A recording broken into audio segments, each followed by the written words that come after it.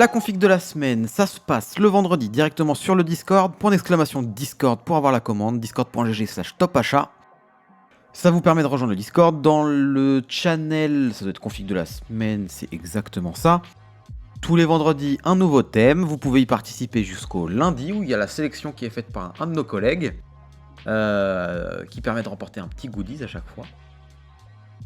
En l'occurrence, cette semaine, c'était Meteorax qui a été sélectionné avec une configuration gaming intégrant une 4080, une RTX 4080 dans un budget de 3000 € avec une option de montage et sans Windows.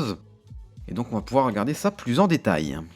C'est ça, donc c'était à l'occasion de la sortie des RTX 4080, donc une carte graphique très haut de gamme qui n'est pas du coup à la portée de tous, on est bien conscient, mais on peut faire une belle config gaming dans ce budget. Et il a commencé par aller sur un Ryzen 7 5800X3D qui est un excellent processeur pour jouer. Je pense qu'on peut le dire, Clément, c'est le meilleur processeur sur la plateforme M4 pour cette utilisation. Nettement. Voilà. À ça, il a ajouté une carte mère Asus TUF Gaming B550 Wi-Fi 2. Donc il y a le Wi-Fi et le Bluetooth directement intégré, pas besoin de rajouter une carte en plus, avec une connectique assez fournie au niveau de l'USB et des connectiques internes. 32 Go en 3200 MHz, casse 16 de Kingston, la Fury Beast. Un Noctua NH-D15S, donc c'est le... Je crois que c'est le modèle NH-D15, mais avec un seul ventilateur. Exactement. Merci Clément.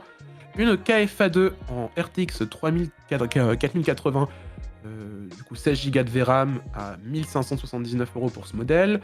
Un SSD KC3000 de 1 Tera, couplé à un autre SSD Western Digital, le WD Blue SA510 de 1 Tera également, donc 2 Tera de SSD. À cela, il a décidé d'ajouter ça dans le Focus 2 qu'on a fait gagner il y a quelques semaines de Fractal Design.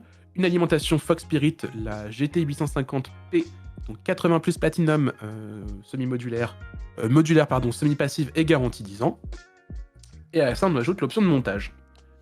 Exactement, donc on avait une très belle configuration ici, avec quelques points qu'on pourrait optimiser évidemment, mais ça reste une config tout à fait correcte. Pour l'exemple, on pourrait éventuellement passer sur la plateforme des 13000 chez Intel, si on veut avoir une configuration peut-être tout aussi performante en termes de gaming, mais peut-être aussi un peu plus performante en applicatif, ou même tout simplement pour une question de fiabilité ou même de préférence personnelle. Des gens préfèrent AMD, des gens préfèrent Intel, voilà, c'est tout à fait compréhensible. Donc on va regarder ça. Typiquement on passerait sur un 13600K ou KF.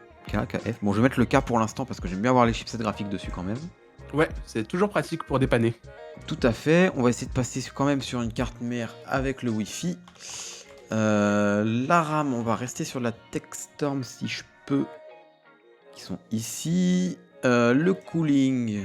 Donc faut bien rester sous les 3000 € comme demandé. Peut-être que Tout à tu pourras fait. avoir pour une autre 4080 qui est Qui est en stock en plus. qui est en stock et au prix de la Founders Edition, à noter, Tout à pour fait. des modèles custom, c'est cool en fait. C'est pas arrivé depuis quelques temps.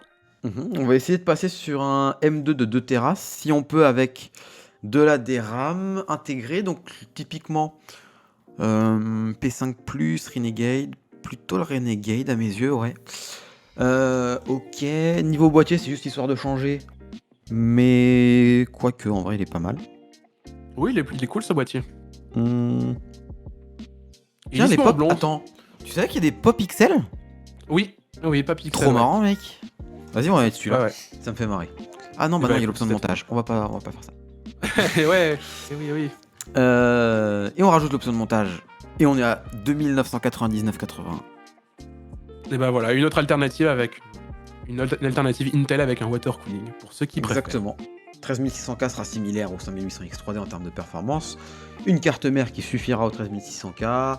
Un kit de RAM, comme l'a dit Meteorax dans le chat, il aurait pu économiser un peu. Et en effet, avec un kit de chez Techstorm, on a économisé 50 € par rapport au kit. C'était du Kingston, si je dis pas de bêtises. Ouais, exactement, Fury Beast.